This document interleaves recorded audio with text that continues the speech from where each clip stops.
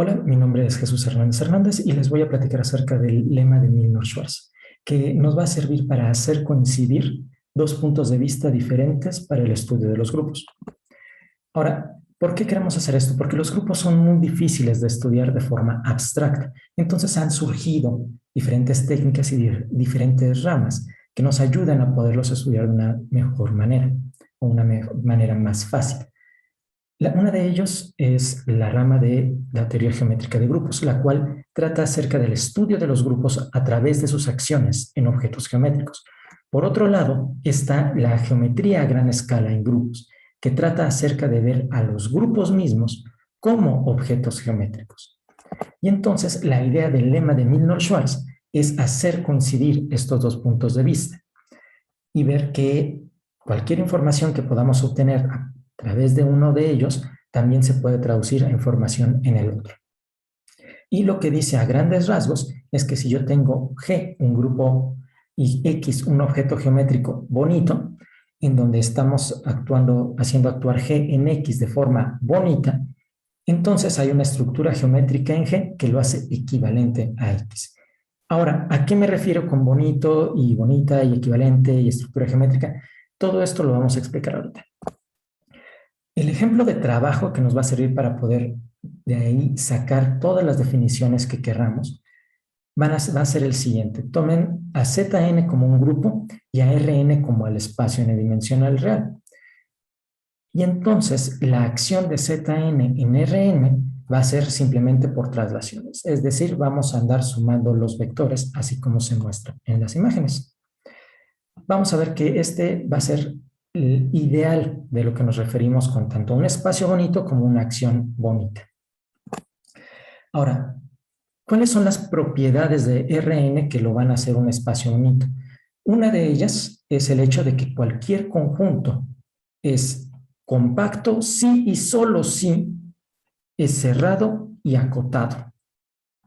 Y la segunda propiedad es que dados cualesquiera dos puntos, siempre va a existir un segmento rectilíneo que los va a unir.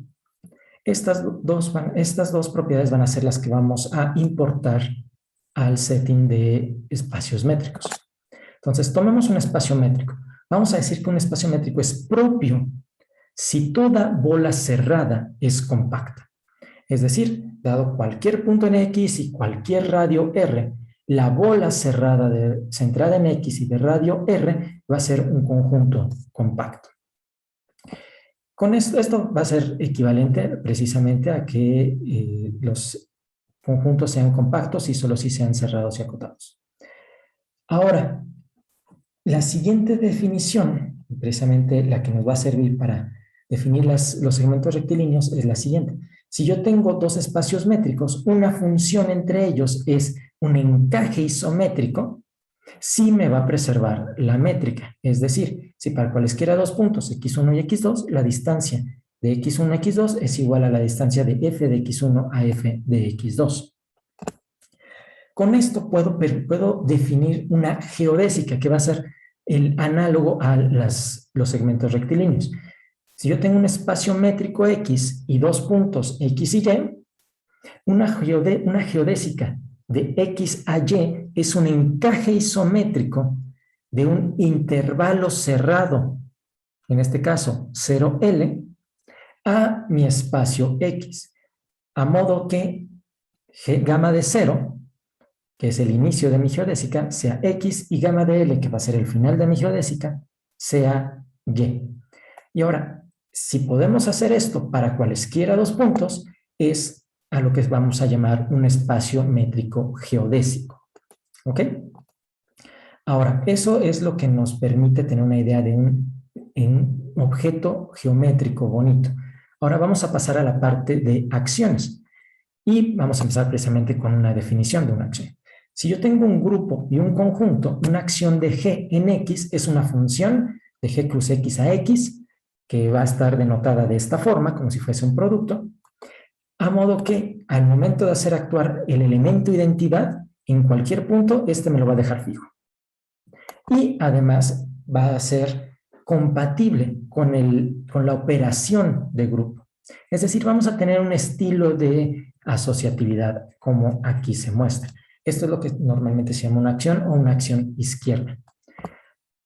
Ahora, cada vez que tengamos una acción, vamos a tener algo que se llama una representación. Una representación de G en X no es otra cosa más que un homomorfismo, que vaya de G al grupo de biyecciones en X.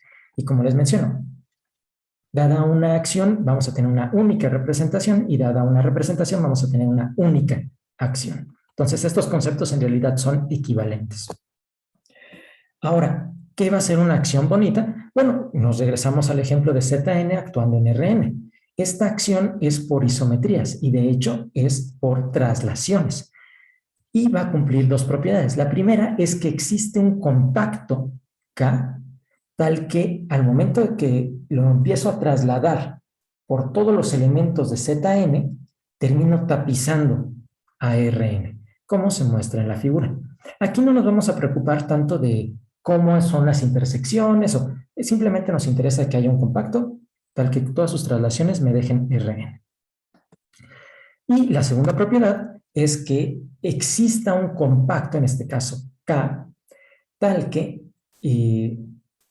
bueno, más bien, para todo compacto K, al momento que yo hago las traslaciones por los elementos de G, únicamente una cantidad finita de estas traslaciones intersecta acá.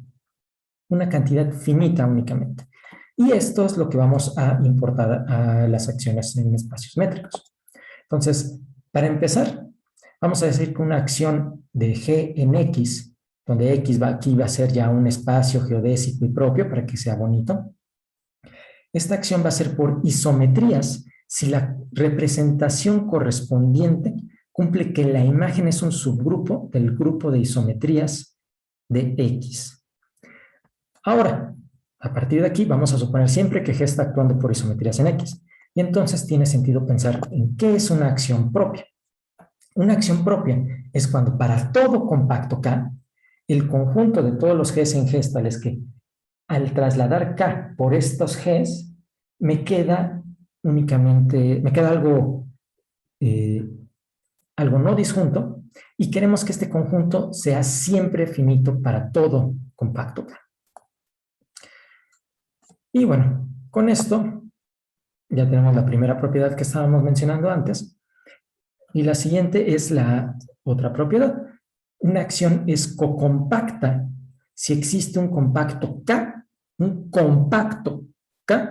tal que al momento de trasladarlo por todos los elementos de G, me queda mi espacio X. ¿Ok? Estas ya van a ser mis propiedades que les voy a pedir a las acciones para que sean acciones bonitas. Y bueno, ahora vamos a la parte de estructura geométrica. Recordemos que si yo tengo un grupo, un subconjunto de él es un conjunto generador.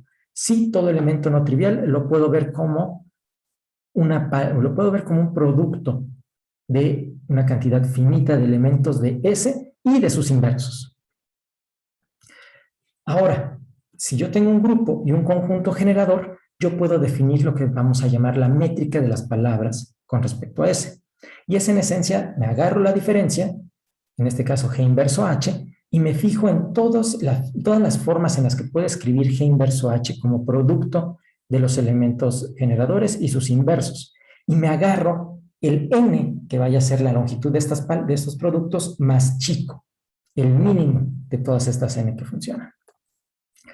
Con esto ya voy a estarle dando una estructura geométrica a mi grupo, ya le voy a estar dando una métrica, entonces ya va a ser un espacio métrico. Ahora, el problema está en que si varío el conjunto generador, me van a quedar espacios métricos realmente diferentes en muchos casos. Entonces voy a necesitar dar una equivalencia. Y ese va a ser el concepto de una cuasisometría. Una cuasisometría es una función entre espacios métricos tal que existe un lambda mayor o igual a 1 y un c mayor o igual a 0, tal que para cualesquiera dos puntos x1 y x2 se cumple esta desigualdad. En el caso del encaje isométrico estábamos pidiendo que las distancias se preservaran. Aquí vamos a permitir un error multiplicativo arriba, un error multiplicativo abajo, un error aditivo abajo y un error aditivo arriba. Y además de pedir esto, para que sea una cuasiisometría, vamos a pedir que casi sea sobreyectiva. Es decir, exista una D uniforme, tal que para todo elemento de mi codominio exista un elemento en el dominio que su imagen esté a distancia a lo más de. Es decir, puede que mi imagen no sea todo mi codominio, pero no va a estar lejos de serlo, va a estar a una distancia menor o igual a D de serlo.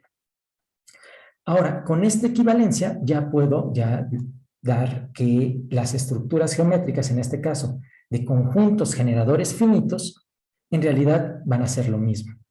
Entonces, el teorema nos dice, si tengo un grupo y dos conjuntos generadores finitos, entonces la función identidad es una cuasiisometría del espacio métrico G con la métrica de las palabras con respecto a R, a el espacio métrico G con la métrica de las palabras S. Aquí la parte de finitos es importante porque si la quito, hay ocasiones en las que incluso es un problema abierto ver si los espacios métricos correspondientes son o no cuasiisométricos. Ahora, el lema de Milnor-Schwarz lo que me dice, como ya les había dicho, es si tengo un grupo y un espacio bonito y actúo de forma bonita, me quedan equivalentes. Y más específicamente, sea G un grupo y X un espacio geodésico y propio, en donde G está actuando por isometrías de forma propia y cocompacta. Entonces resulta que va a existir un compacto K que me va a inducir un conjunto, en este caso son todos los S en G, tal que al momento de trasladar acá, la traslación y K no son disjuntos. Este conjunto inducido va a ser un conjunto generador de G.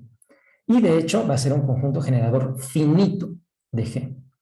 Entonces, ya que una vez ya sé que G es finitamente generado, va a tener una estructura geométrica bien definida, y entonces puedo decir que para todo punto X en X, la función órbita, que va a ser G, lo mando a G de X, es una cuasiisometría.